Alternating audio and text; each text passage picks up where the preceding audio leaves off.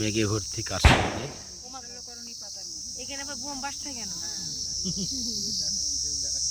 কার্শিয়াংয়ের এই পাইনের বন পুরো মেঘে রাবার ঢাকা। গাছ যেটা একটা আমার থেকে বড় ওইটাই তো রাবার গাছ, কই কই ওই যেগুলো। দেখি তো ছাই তো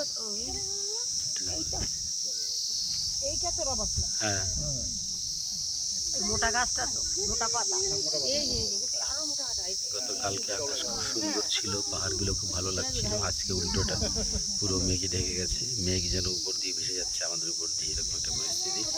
পাহাড়কে দূর থেকে আচ্ছা দেখা যাচ্ছে। মেঘ কন্টিনিউ মেঘ ভাসছে।